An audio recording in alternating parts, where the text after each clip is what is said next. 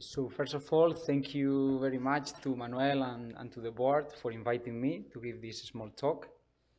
And well, my name is Castro Fernandez, for those of you that didn't know me yet, and I am an alumni of this program. So first I'm gonna tell a little bit of my academic career, so who I am. So I started my bachelor in 2013, so pretty much like Marco, but the bachelor instead of the instead of the PhD. I did the bachelor in Aerospace engineering at the University of Cádiz. I'm sharing here some good memories. So me graduating and also the wind channel of that university. For me, it's a good memory because I used to do a lot of experiments there. I had a lot of fun during the last 2 years. Then I moved to Madrid to study the master in aeronautical engineering. Here, 2 more memories at this university and also in Toulouse during my Erasmus. And then in 2019, I started the PhD. My PhD was on kites, on unsteady aerodynamics of delta kites, pretty much like this, but a bit bigger, applied to airborne wind energy systems. And I also had the opportunity during the PhD to do a parabolic flight campaign. And as Manuel said before, I have very good photos and memories from that moment. Basically from the end of 2023 until now, I joined INTA as a scientist. Here are some photos of me in the clean room. So basically, I will first focus on the last stage of my PhD, so the moment in which I had to decide what to do next. So during the 4th year of PhD, I started thinking about my next step in my professional career. I was thinking of a postdoc at another university, a postdoc at the same university, even in industry, although I prefer research, going to an international research institute or to a national one. And then I weighted different things. For me, the most important thing is the topic appeal. So do I like the topic? Why? Because in the end, we are spending 8 to 10 or to 12 hours working, and you need to like the topic. It's almost half of your day, so at least you have to enjoy it. Also, the research versus the teaching workload. I used to teach here at this university, and it's something that I like, but I prefer researching. So research for me was has a very important weight in this decision. And others, such as the working hours per day, the location, it is international, it is national, depending on your personal situation. And then my final choice was joining a national research institute, or at least trying to join it, no? Because you need to do an exam and so on. So I decided to prepare an INTA exam, so what is called in Spanish an oposición, during my last year of PhD. So this period, this last year was very stressful for me, because I was in the last year of PhD, and I needed still to spend a lot of time at the university doing research, writing the last papers and so on, and also I needed to study in a very short time. So basically at some point during the day I stopped working on the PhD, and then I moved to the library, so 100 meters away, in this library. I spent 5 or 6 hours studying for the oposición, and then I tried to sleep at night. Normally I was worried and I didn't. And during the weekends, I spent the full weekends. So this is a little bit the timeline of my of this period.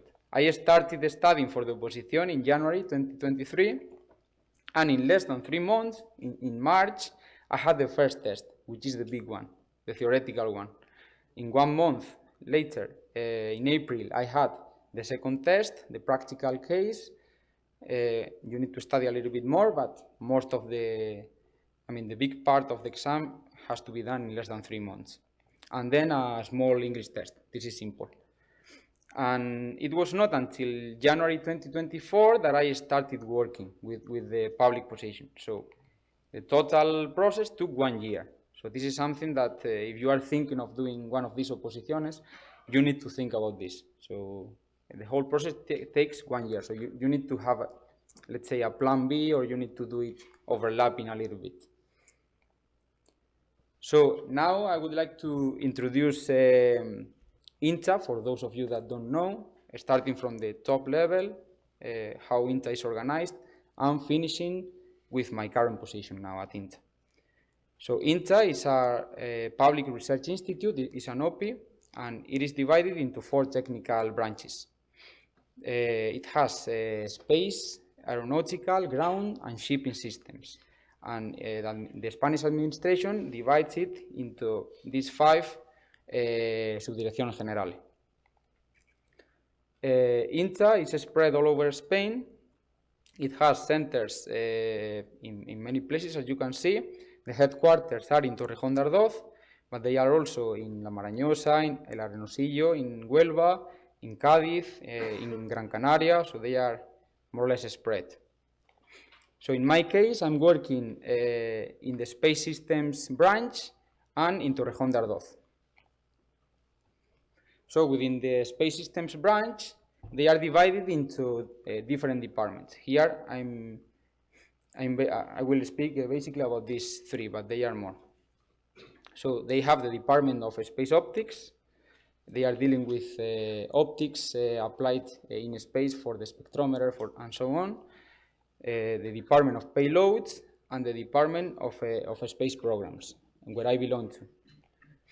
So it is called space programs because they are involved in different space programs, from purely INTA programs such as ANSER, to Spanish ones such as PATH, and to European, to ESA projects such as the Raman spectrometer, the Raman team, the Plato satellite that is going to be launched soon, or CHEOPS, for example, in the search of exoplanets, the two latter.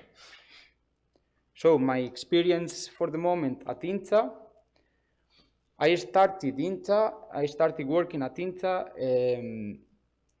before starting with the public position. So in September 2023, just after finishing my contract here at the university. I started with a temporary position working with the Raman team.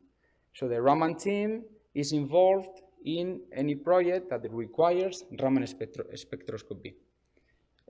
So for example, this is very interesting for planetary exploration, because thanks to this spectroscopy technique, you can basically get the chemical composition of minerals and so on. So for Mars, it's very interesting. That's why they are involved in the ExoMars mission. So my position there was thermal engineer of one of these instruments, but I only spent 3 or 4 months. Then with the permanent position, they moved me to these 2 projects, to ANSER and ANSER AT, which are INTA missions involving clusters of 3 to 4 satellites that will try to fly together. So the idea is to split a very big payload into different small platforms, and then control through aerodynamic forces their relative positions so that they are as close as possible. And there I'm working as an attitude and orbit control system engineer. So basically with the ADCS of the satellites. Now we are operating ANSER, so they have 2 satellites already launched, and they are planning to launch another one in November, and they are in the design phase of ANSER AT. So to summarize the possible opportunities that you may have at INTA, they will depend on if you are a PhD or a bachelor or master.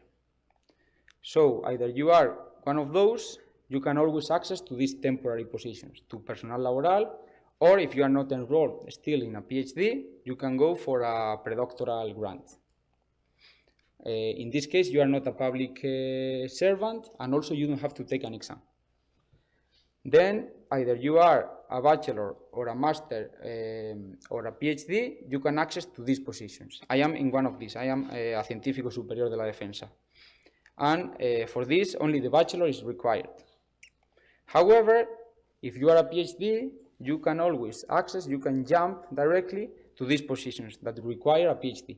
For example, Carlos San Miguel directly jumped to one of these. I think he's now Científico Titular de Opis. And of course, you can always do, if you have a PhD, you can always do internal promotion, which is a little bit my plan in the future. And go to these 3 requiring a PhD. And these 3 also have different levels in the Spanish administration. So this is within the three, this is the lowest, and this is the highest, professors. How to apply? I'm going to tell you what I did, and it's very simple.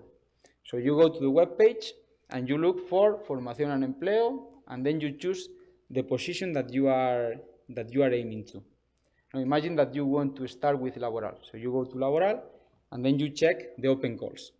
So for Personal Laboral, they have open calls all over the year, let's say. So they are not regular. They are as they come out, let's say.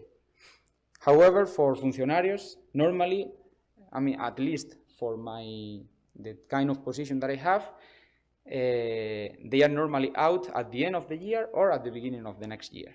So just if you want to join one of these positions, pay attention, because as I told you, the period from which the call is open until the first exam, the theoretical one, is only 2 to 3 months. So you need to rush up.